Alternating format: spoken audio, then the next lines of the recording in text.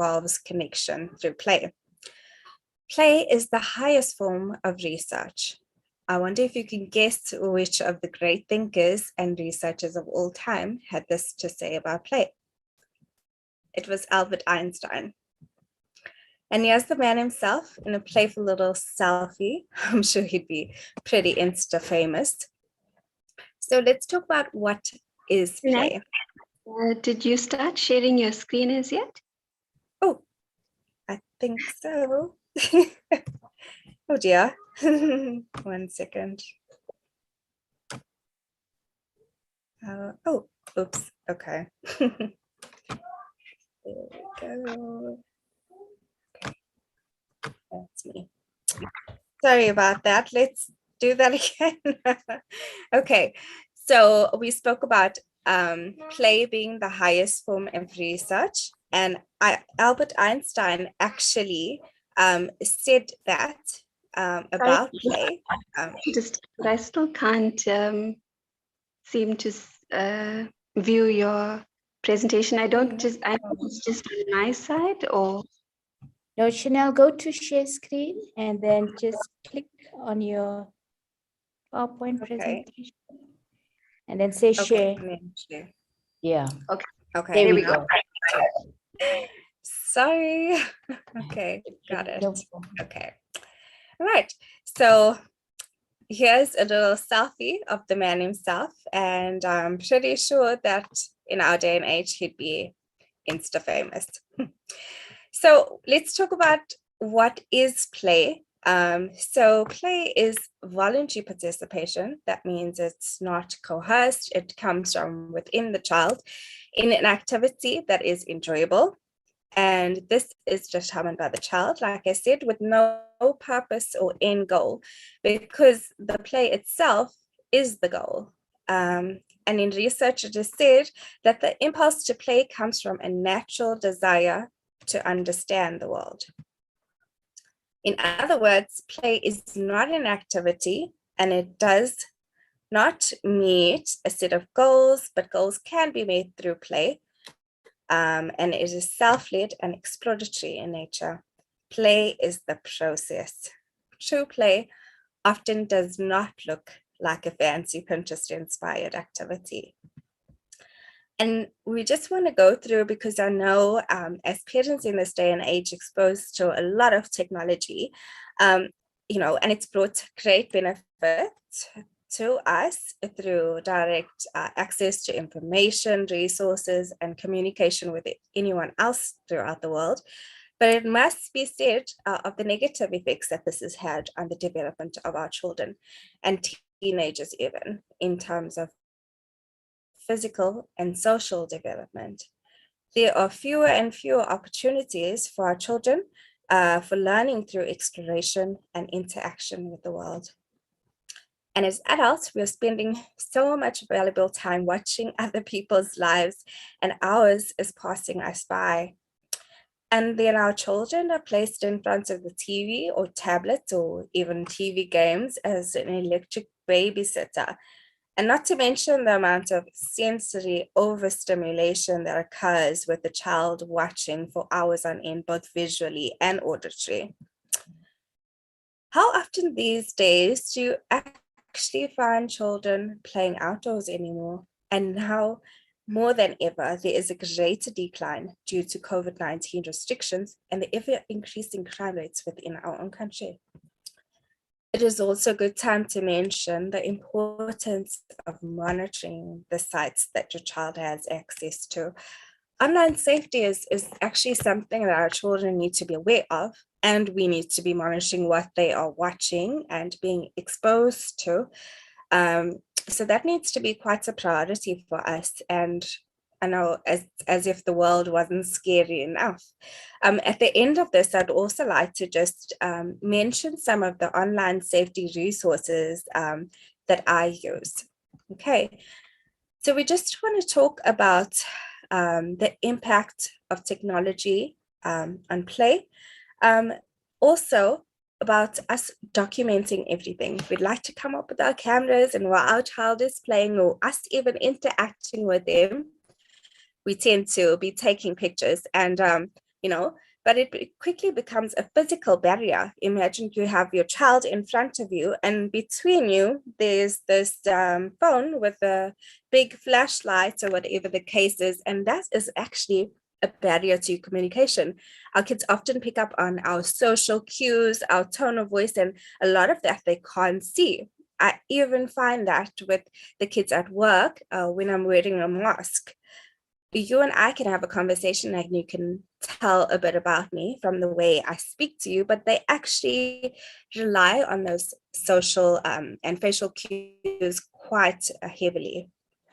So while this isn't a bad thing to actually document their play, we know we all want to see in a few years from now what transpired, but maybe you just have it in the background or set it down with a timer, and so that it's not in view or obstructing the play directly. And this is the most important part, is what does this mean and why is it important for my child to play? So this is actually engaged with the world around them. Active engagement is true learning, and it's how you translate knowledge into practical application. Play is the work of a child, it has been said, and it is the most pivotal occupation. So like we go to work every day, that is what a child's work is, play. It also requires adaptation and problem solving. It is through play that children develop physically, emotionally, and socially. Play enables a child to express ideas, thoughts, and process feelings in a safe and appropriate way. It is also beneficial when engaged with others, so that it has many relational benefits. And often, sorry, I'm failing to see that screen a bit. So it's not focused on end goals. I mean, we are actually, as a generation, looking at our children being able to adapt in the school environment and being able to read and write and do academics, but we have not built those foundational skills that they are requiring to actually thrive within those environments. For example, just sitting at a desk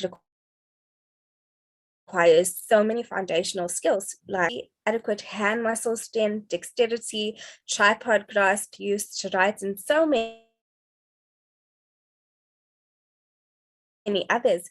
And these skills are learned through running, jumping, climbing, tearing, squeezing, and handling different textures and sensations, all of which occur in play. Skills develop in a particular sequence. So this moves from gross motor and on a sensory level, and then eventually to fine motor. Take, for instance, your child being able to write. They first actually need to be stable, at the shoulders, and then move towards the wrist. So if you don't have that shoulder stability, if you haven't been doing animal walks on the floor or wheelbarrows, then you're going to find it actually so difficult to have that precision in writing. And we find that a lot of kids have, their hands being sore, and they have the shoulder winging when cutting. So because the shoulders are not actually stable, so it needs to follow up in that sequence. And in our modern day and age, they are seriously lacking the opportunities to develop those skills. Now, those are a lot of things for us to take in as parents, lots of expectations. We get examples that parents say to us, I work, I clean, I do homework, prep for the next day, I just don't have the time or energy to play. I'm not sure what to play with my child. Or they'd say, don't they play enough at school? Or they just seem to be okay watching TV or playing on my mobile device. What's the issue? But what are you doing also to fill up your own cup? So we need to actually start there. How are you taking care of yourself so that you can meet those emotional, physical, and spiritual needs of yourself and then of your child? So lots of expectations for us to enable this play, but it needs to happen from ourselves first. And you cannot give the best of yourself to your child when your own cup is empty. I'm often a little shocked with the amount of parents who come into the office and who don't actually get on the floor and play with their kids. I do have a nice little floor space, and I say to the parents, oh, would you show me how you play with your child? And I had one parent say, I actually don't. I leave that to the dad, or I sit, and watch them play. So this happens that they cheer from the sidelines, but they are not active participants in the play, and they don't enter into that child's world. So this is a little quote from the author of the book Born to Play, and she says this about play: I hope that we as a society are able to reflect on the role of adults nurturing and supporting play, not dictating it. And as adults, we're so guilty of sometimes trying to direct play. You should do this. This is what happened. You can't add dinos to the farm because that doesn't happen. So we want to come from a teaching front more than, forming an actual connection. And if you're going to play to connect, then there is engagement, shared interest, problem solving, and endless opportunities for learning.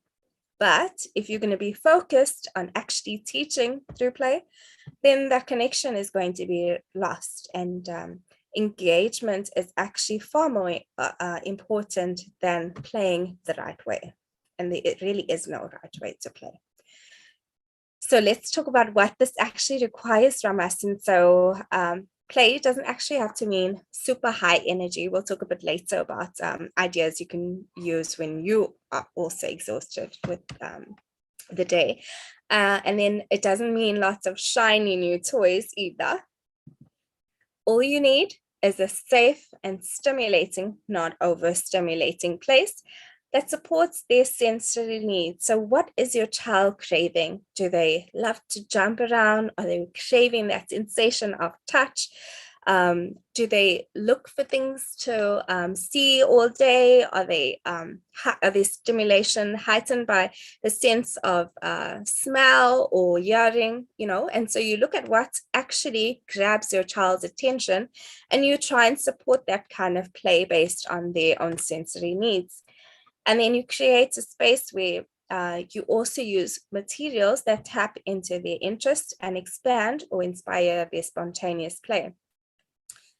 Also, set aside your adult agenda. We spoke briefly about when you as the adult want to, direct the focus of play. And rather than sitting down with your child and thinking of all these wonderful ideas, try to support that play and try not to change that when they're involved in something you want to redirect and come with all of your ideas, rather support their play. So I just want to go over a few videos to just show you a bit about nurturing interests. My son is, oops. Let's see. Okay, right. I'm gonna actually have to go out of there. He loves volcanoes. So I did this little activity with him. You can see that pleasure.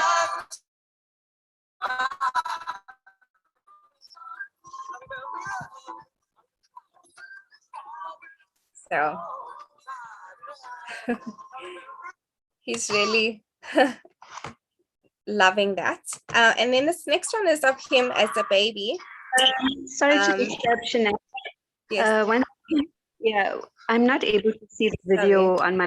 I can hear it, but not able to see it. You can't see it. Oh man. Okay. Okay, I'm gonna turn that off. Sorry about that, guys. Okay. Sorry. Well, I'll have to maybe send them at a later stage. And then we can have a look at that. Sorry. Okay. Yeah.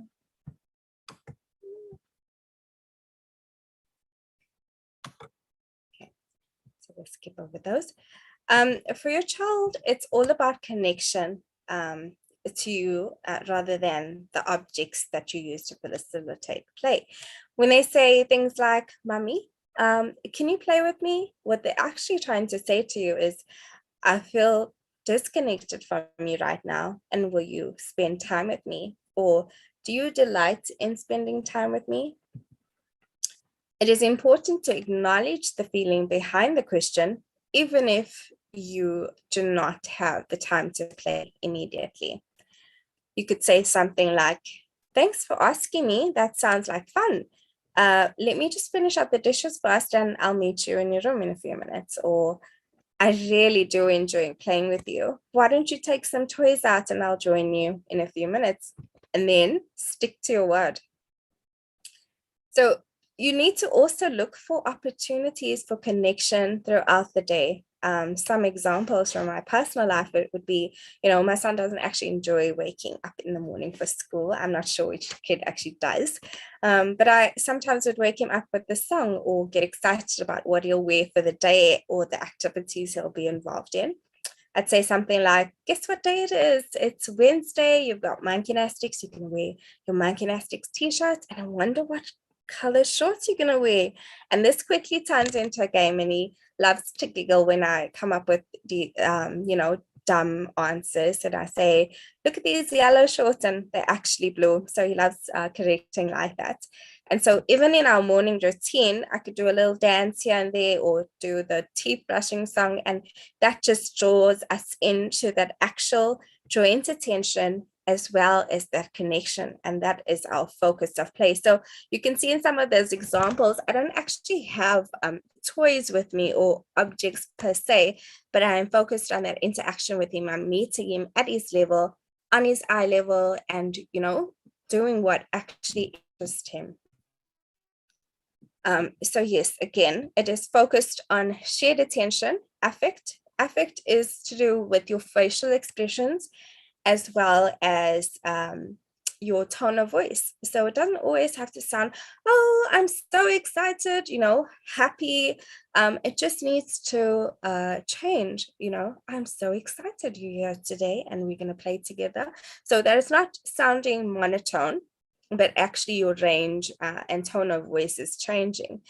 And then you wait for that gleam in the eye. So once you've found what actually excites your child, you can kind of see from them that twinkling in their eye to say, I meet you on this level and I'm engaged and I like this. I like spending time with you. And I'm so glad that you're interested in what I'm interested in. And that brings about enjoyment for them.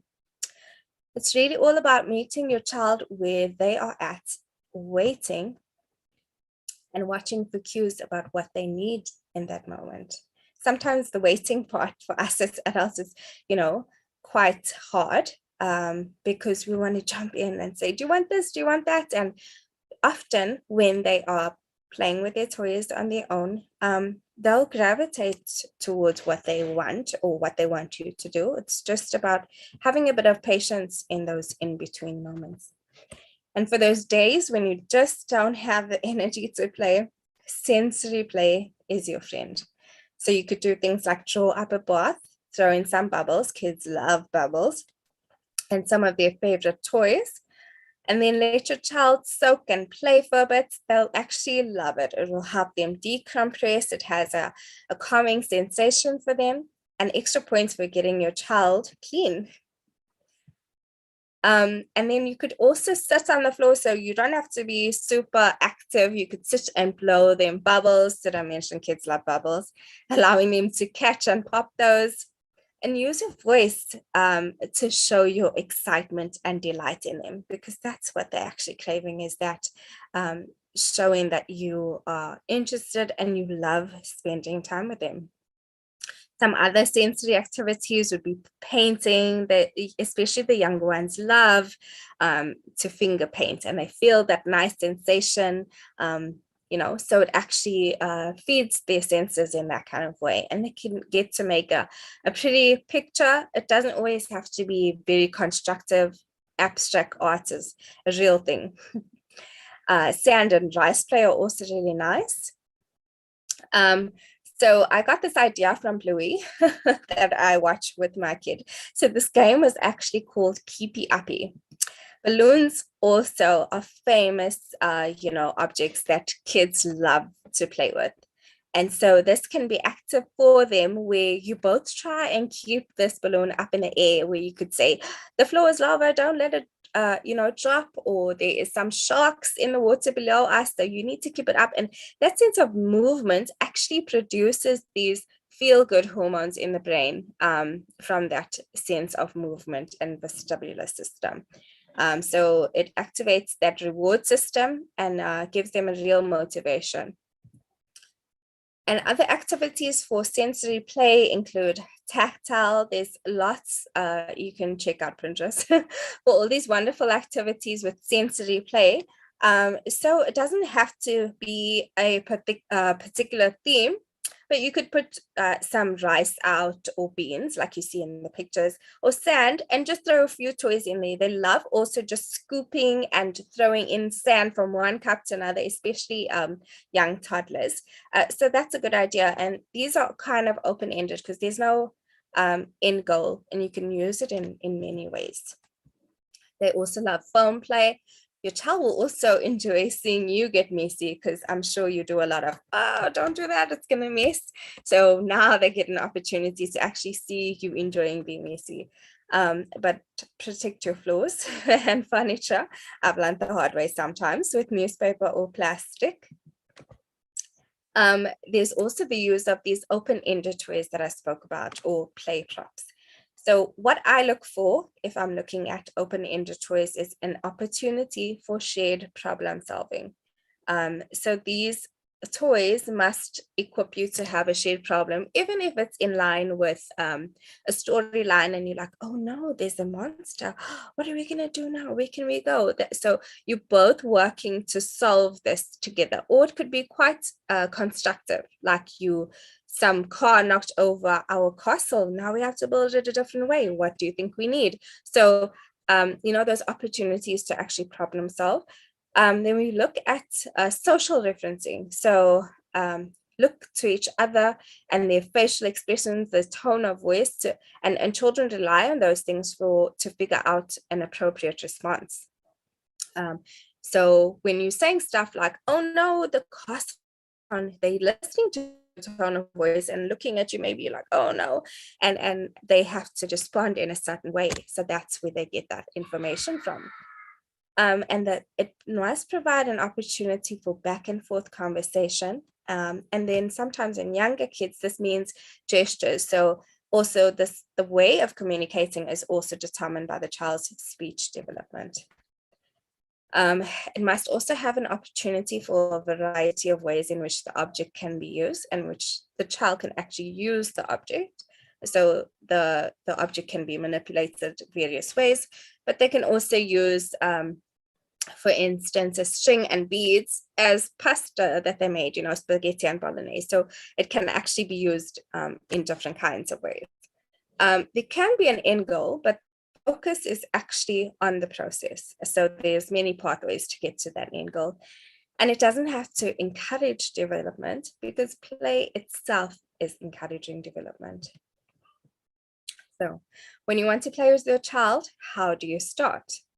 Before you play, begin by observing your little ones in a play motivation. So what gets them going? What do they enjoy doing? I know for a while, my little boy is into dinosaurs, and then it was probably volcanoes. And when he was much younger, Thomas, the train engine. So really look into what gets them going.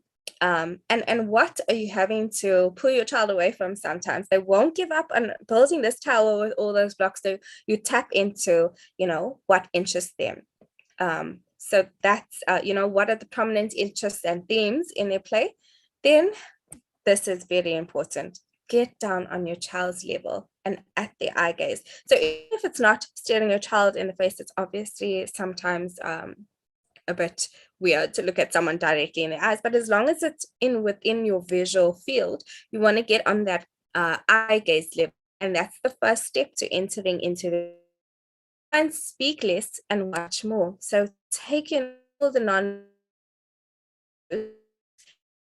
that your child is expressing to you without actually saying how they're feeling. Are they actually enjoying that? Are they disinterested, looking away. So you actually need to take in those cues. And when you see that twinkle in the eye, then you know, this is benefiting us both.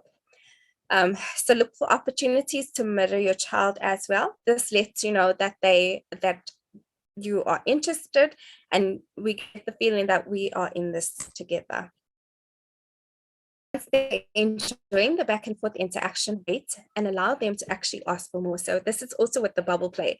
For example, you would blow the bubbles, they're really enjoying it, you see that they're enjoying it, but then you stop and you wait for them to actually gesture or say, "Mom, I want more, I'm enjoying that," and then enhance their play through the use of toys. So the play is not the toy, but you can enhance their toy, and it should be, again, of interest to the child, an invitation to play. So hoping that you guys got some information out of that, but also some good tips and tricks to use with your child. I didn't go over too many activity-based things, because for me, the interaction and connection is actually the most vital thing. You could have a cardboard box in front of them, and you hide and seek behind that, and it's really more about your connection with them. I hope this has served you well, and you'll be able to implement some of these principles. And I'd love to see some videos and pictures if some of these tips have really helped you in your day-to-day. And I just wish all of you many happy hours of connection through play. And if you'd like, you can email me on that address. Some of our references, and these are the online safety resources that I mentioned earlier, just to monitor your child's online activity. And these are some of examples of that open-ended play. So that can be used in various ways. The child can actually create their own story. And you can find some of these at these websites. Okay, thanks so much again.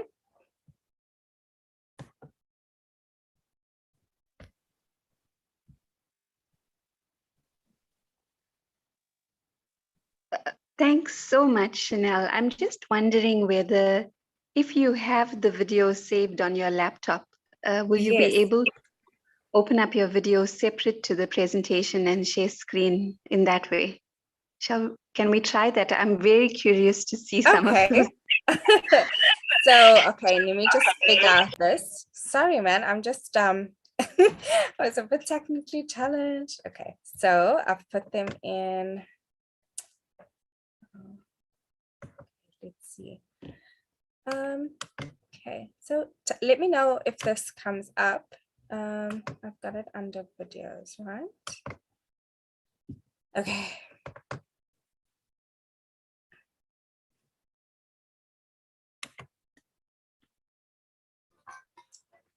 Can you see that? Yes, I can see a whole gallery, so. Share the screen, Chantal, share the screen, which is actually playing the video. Were you able to see that? We can hear it, but you have to share screen. It's a bit of an issue. Oh no, how else would I? Because, okay, they are saved into a folder, and they are VLC files. Yeah. Chantal, if you just stop sharing now, and you actually click on your video, and you pause it, and then you share screen, then you share the actual playing video, right? Okay, so, let me try that. So just stop share this one here. Okay.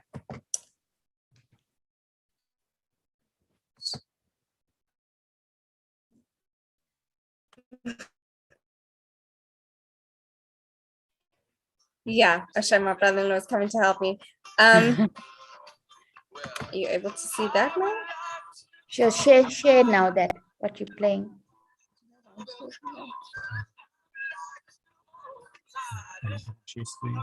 Yes.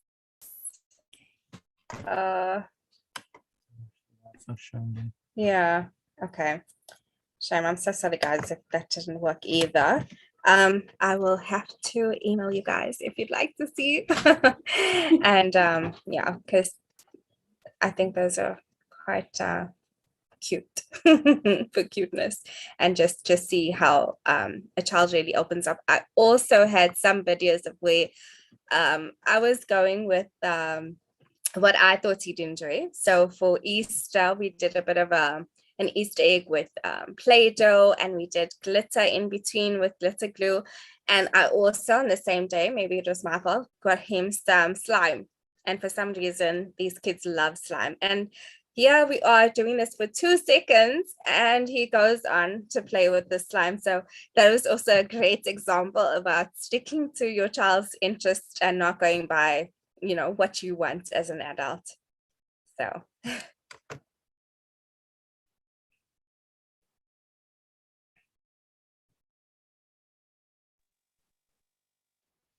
Okay, thank you so much, Chanel, and thanks so much for trying with the videos.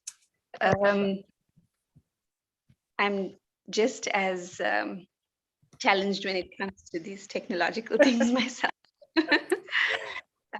But it would be great if you can send a few to me, and then I can pass it on. okay, great. So now I'd like to, I just feel I learned personally so much from your presentation. The highlight for me being that it's not about giving too much thought to your own ideas of what you feel is beneficial and how you feel certain activities can stimulate certain aspects of development, but to really go with the interest of your own child and to focus on the interaction, the connection. So for me, that was the big takeaway. It's almost like a total game changer for me, and possibly for many others who are on this call. So actually, I don't really have many questions to ask you, because I really feel your presentation was so enlightening and comprehensive and also simple to understand. So I'm going to actually open it up to our audience and invite anyone else to unmute and ask you any questions that they might have. So for the rest of our group, there's 17 of us here on this call. Does anyone have anything in mind, anything that you'd like further clarification on, or maybe any questions of something that you've been experimenting with that you'd like Chanel to advise you on or guide you on? Please feel free.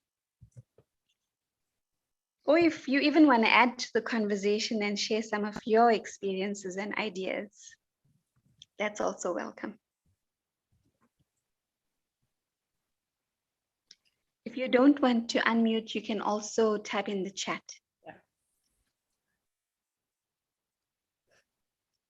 I must have done a really good job if nobody wants to ask any questions. Are all of you shy, or what's going on here? Oh, okay. Any ideas for a 9-month-old baby? Yeah. So there, I would say we're looking at, you know, developmentally appropriateness. And at this stage, they are learning to pull up to stand, coasting. So you play sessions where perhaps you are on a chair where they are pulling up to stand and involved with just your interaction with them. So it doesn't particularly have to be any toy, but also maybe a toy of interest. So you actually promoting their development as well as making that connection, and just you know, structuring your environment around the development you want to actually achieve from that little play session.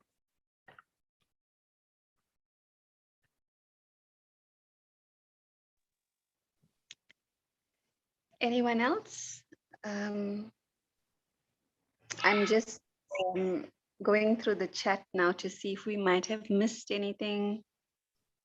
Not so much. Okay, so Chanel, a question just came to mind because it's about the family spending quality time with each other in addition to parent and child bonding. So would you like to just share something, just from the top of your head about, it's in a sense a group activity, if you think about it. The one dynamic that I can see coming up is that there's various ages. Like if it's a family, obviously there are kids of different ages, and things like competitiveness will come in, and many different dynamics to handle. And sometimes it might be a pleasurable experience for parents, but sometimes it might be challenging to try to manage the entire process. So can you just share a little bit about that? Yeah, so I'd say the one principle to remember about play is that it shouldn't actually have an end goal. So in terms of being competitive, they can on their own levels if they think of an idea to use within that. Take for example sensory type of play. If maybe you all are playing with water today, your 2-year-old might be very concerned about pouring from one cup to another, whereas maybe a 4-year-old and his dad could be making paper boats. You all are within the activity together, and you're like, oh, see what this one has done, and look at that great idea, wow, I love that. And so you all within that activity, but you might have various goals within that, and for the parents to just facilitate and support that play, but also to be engaged and Okay, that's great. I get that. And I see you mentioned 2-year-old just as your example, but there's a question that popped up in the chat about things that are appropriate for a 2-year-old. Yeah. So also again, looking at what is developmentally appropriate for that age, we also at this stage want to see, starting with symbolic play. So for a girl, that might mean playing with a little doll, or they show you how to feed, you asking them to wipe the little doll's eyes when they give it a bath. So, that's relational stuff to everyday things is what they actually need. You probably wonder why your child is actually always playing with your keys instead of their toys, or, fiddling with your phone. Is because they're actually seeing you playing with those things, a lot of the time. And so you want to, find out what they've been seeing also, and add in these educational aspects, but you just want to have that symbolic play. So even with the little boy, not that these are solely for boys and girls, but you would have maybe a stick figure jumping inside of a car at the back of a truck and zooming along there. So you actually want to promote that kind of symbolic play. And I see there's another question that came up specifically asking about including a 2-year-old in household chores and making it play, if it can be. Yes. But I suppose you can even broaden the question and just, you can also speak about other age groups if it's any different. Yeah, no, so I actually did find a post about at different age levels. I can maybe also share that with you about what would be appropriate for chores. And it starts you as young as a year old to just, help just by packing a few toys away. And as they get older, they progressively get more chores or stuff that takes more strength and precision, all of those kind of things. So I think it's wonderful for children, especially in our day and age, to actually get involved in those everyday activities, and you also get great exposure to those life skills that they need for the future. Okay, thank you. Before I ask a question, I just want to check to see if there's anyone from the audience that has a question that just popped up in the mind. Sister, there's a question on autism. Oh. Autism. Oh, okay. Autism. I missed. Okay, great. What did it say? How would you assist a child with autism? Okay, so I do see actually quite a number of kids who are autistic, but there's a saying with health professionals that if you've seen one child with autism, then you've only seen one child with autism. And that quite simply means that they are as different as their fingerprints. Again, it depends on, specific interests. And if all they want to do that day is throw a ball up against the wall, and that's what they need to actually regulate them, so calm their nervous systems down, then you could, play alongside them with that ball, eventually getting to the point where you maybe stand in front of him. Big symptom, I should say, is for autism is not being able to interact with others. So there is, social issues around actually two-way play, and they prefer to play in solitude. But as soon as you pay attention to what they are interested in, I turn and be like, oh, you actually, paying attention to what I like, and you're in this with me. So that's what it's again, because they also sometimes lack that ability to have abstract kind of thinking or imaginative play. So that is also just quite of benefit to actually include those include those kind of principles with a child with on the ASD spectrum.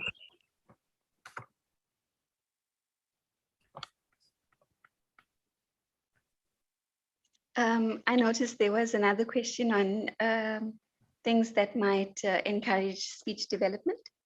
Yeah. So with all of the activities that we mentioned, sometimes with kids that are, unable to vocalize what they actually want, it's good to maybe start with gestures. So I was speaking about the bubble activity where you blow them. And you could wait until your child, does a gesture like more. So communication is not just speech, it's waiting and watching for those cues that tell you what they actually need. But as far as development, you're really trying to hone in on, mimicking them, but also as you're doing things throughout the house. I know from, when my little boy was just a baby, I'd talk to him every step of the way.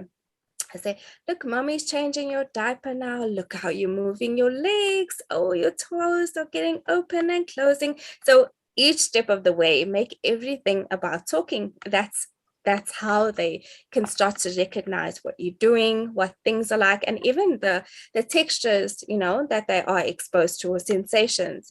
Look at that bear. It's so fluffy. Can you feel it? It's so soft. Can you hear the birds outside? They're going. So, and at a late earlier stage where they're just starting to babble, you showing them a ball, ba, ba, ba. So it's, about those syllables that come before the actual words. And so even with speech, it's a developmental process that happens.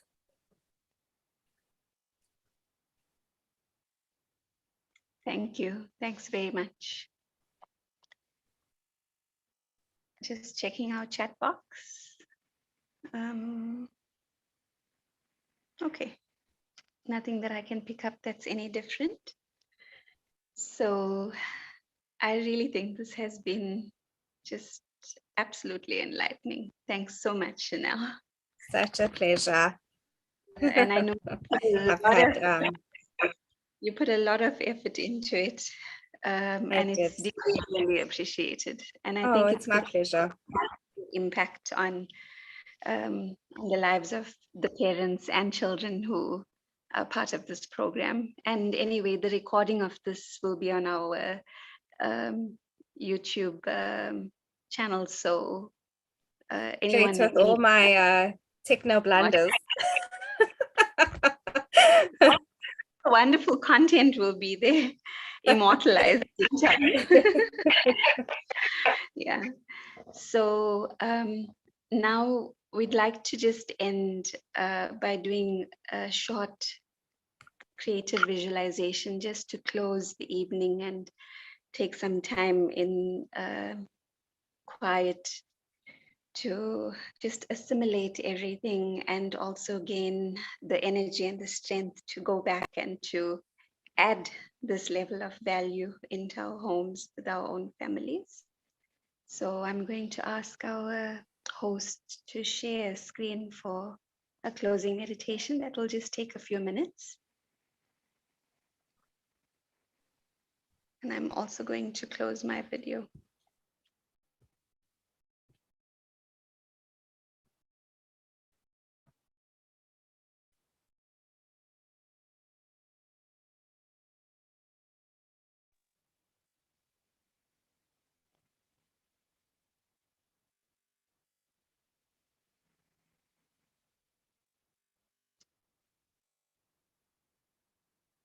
So taking this moment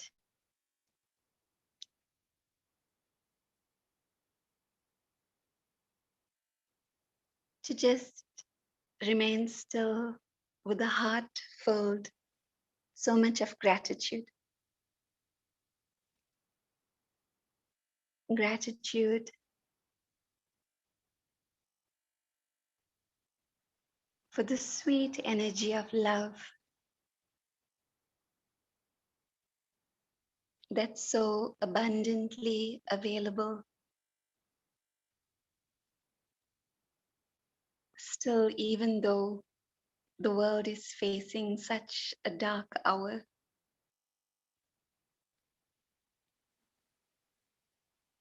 it's so wonderful to take this moment to realize and appreciate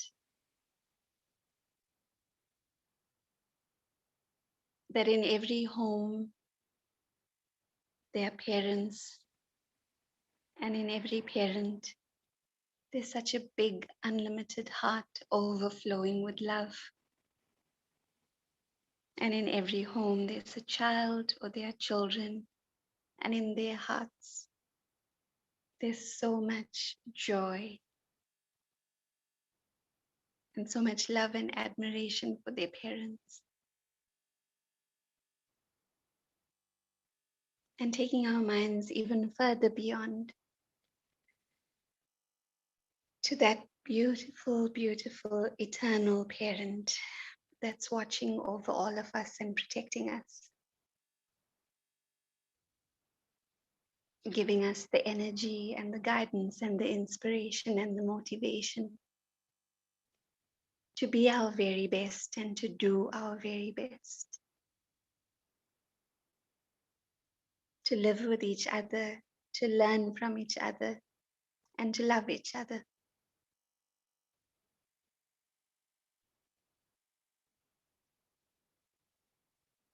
I visualize a swarm of beautiful angels of light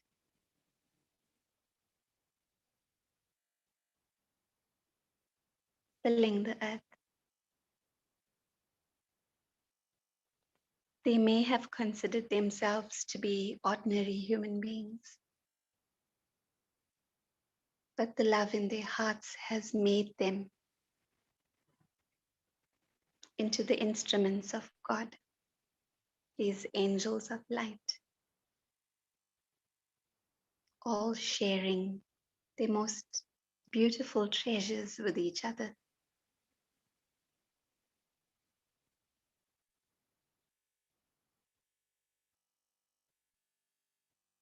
Angels love through play,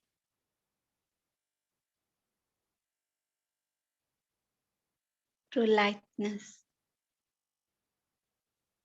through fun. Angels create joy.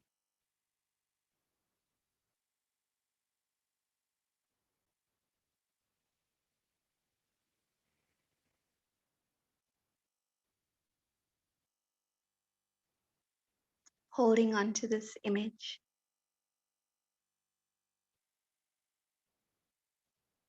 I understand that I'm one of these angels. And everyone that surrounds me in my home and family are also.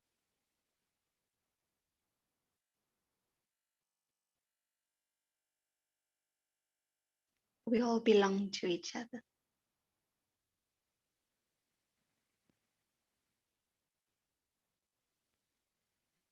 I keep this wonderful image in my mind and in my heart.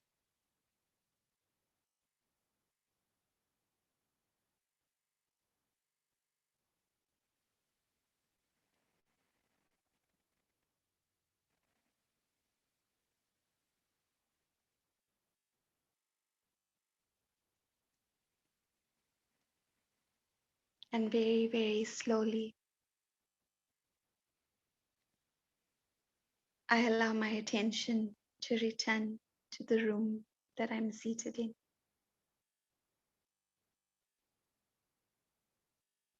Om Shanti.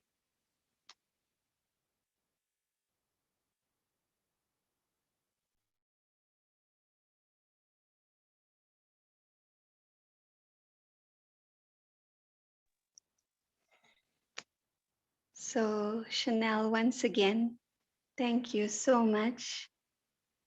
I'm sure you've read the messages and the comments in the chat,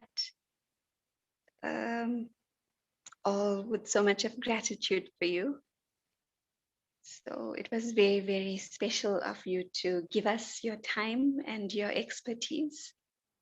Thanks. And we hope to have you again at some point in the future.